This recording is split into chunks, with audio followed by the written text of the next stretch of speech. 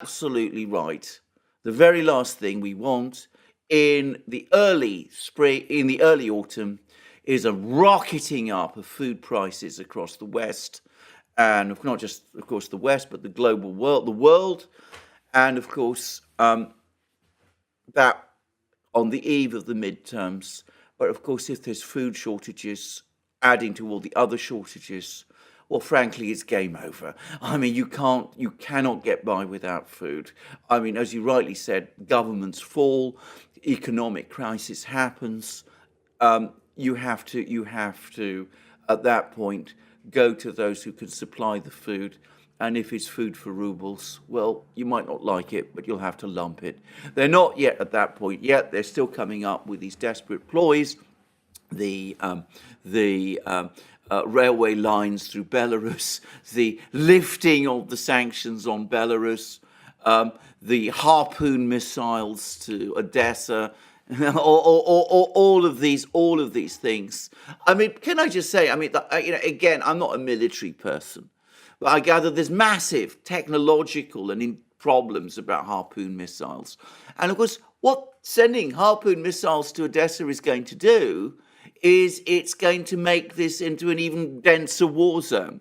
Are you going to send freight ships through an even denser war zone? I mean, it doesn't really make very much sense to me. The one thing they have to do, the one thing they should, of course, do is sit down, negotiate, look for a diplomatic solution to the Ukraine problem, which could still be possible, though with every day that the war continues, that becomes less likely. And why would the Russians negotiate anyway if they're winning? And of course, on top of that, I mean, start thinking about your whole economic war of attrition. It's not going the way you thought. Yeah, the one thing that they can do that they're going to have to do is they're going to have to surrender. I'm not talking Ukraine now. The EU, specifically the EU, is going to have to surrender. And they're going to have to admit that they lost. They won't be able to do it, but they should admit that they lost, because if they don't, then people in the EU and in Europe, including myself, we're going to go hungry. Yeah. We're going to go hungry Yeah. because Hey, they have led us down an impossible Yes. path. And Yes. Putin has exposed their folly and their weakness. Even Medvedev said that, and I want to get this quote right. God, Medvedev he's on fire. He said that the West is to blame for everything because of its own cosmic cretinism for the looming crisis. They're to blame for the looming crisis. Cosmic cretinism. That is what Medvedev said on a Telegram post. I mean, they've led us down this path. And if they don't reverse gear, people are going to really suffer. And that's when they're going to get onto the streets. Absolutely, you're completely right. That is exactly what's going to happen, and we're seeing this starting. The worry, the fear, starting to grow. And as you rightly say, I mean, the midterms in the US are are going to be the least of our problems. If food runs out, if there are food shortages in Europe, and by the way, in Britain, because we're desperately exposed to this. We're going to discuss that in another program, but we're desperately exposed to this crisis, perhaps even more than Europe is in some respects. Then, as I said, we really need a way out, a diplomatic way out. We need to sit down. We need to do it now, and we need to start coming up with some realistic solutions to this problem, which don't involve harpoon missiles and railway lines through Belarus, but actually involve addressing the actual problems. I have to say, there was this extraordinary telephone call between Scholz and Putin a few days ago, which I've already discussed in various programs, but there was a line of it in the German readout that really stood out for me, in which Scholz said that he reminded Putin of Russia's responsibility in global food supply. Now, that comes across to me very much as saying, Russia, just go on supplying us with your food.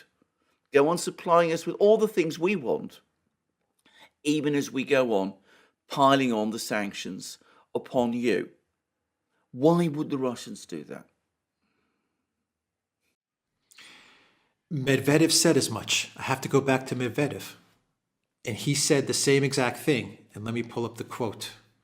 One second, I'm going to pull up the quote because he said, actually, I think he said something along the lines, what are we, stupid? I mean, that's literally his quote. Because, and why should, if Russia does wheat for rubles, which they're going to do, they're not cutting off the West from their commodities and their resources, including food. They're just saying, if you want this food, much like we did with gas, you have to get it on our terms and under our full control. No more putting our money and our foreign reserves in your bank so they can get confiscated. You have to do it under our terms. So, Russia, on balance, has been pretty accommodating with regards to gas. And I think they're going to also be accommodating when it comes to food. It's just that the unfriendly nations, well, they're going to have to open up an account in Gazprom Bank, or Sberbank, Gazprom Bank. They're going to have to open up a ruble account again, and you're going to have to go through the whole thing. Medvedev said that food for the citizens of Russia is a sacred matter. He also said, and let me get the sanctions interfere with everyone's desire to live a normal, prosperous life. He said the expansion of NATO and the mess with the calculations of debt payments and other things have aggravated the situation. And what interferes the most is the West's own cosmic cretinism. All these hellish sanctions are worthless when it comes to vital things such as food or energy. The West, they've got themselves to blame, he wrote. I mean, there's so much here. He said that the importing countries, the countries that would import, that are importing the food, would have a very difficult time without Russia's fertilizer and wheat, because without Russian fertilizer, only juicy weeds would grow on their fields. And he said, as far as okay, here's the line. He said, on the one hand, this is a direct quote, on the one hand, insane sanctions are being imposed on us. And on the other hand, the West is demanding food supplies. It will not happen. We're not idiots. Yeah. These are direct quotes. This is what Medvedev wrote on his Telegram channel. Yes. It's incredible. Well, of course it is. But why is anybody surprised? I mean, what kind of ludicrous sense of entitlement do we have in the West that we think we can impose sanctions on the Russians and that they will simply go on providing us with their oil, wheat and gas on our terms? I mean, it's just, cretinism describes it extremely well. Now, can I just also say, people complain about gas for rubles. There was an extraordinary comment by Tindemans, who is the vice president of the European Commission, complaining about the fact that nearly all the European gas companies are now opening ruble accounts. I mean, he's saying, this is terrible. Why is this happening? What are we? What has become of us? Why are they doing this to us? Well, the reason they're doing this is because we need gas, we need food, we need oil, we need all of these things. I mean, what did they think would happen?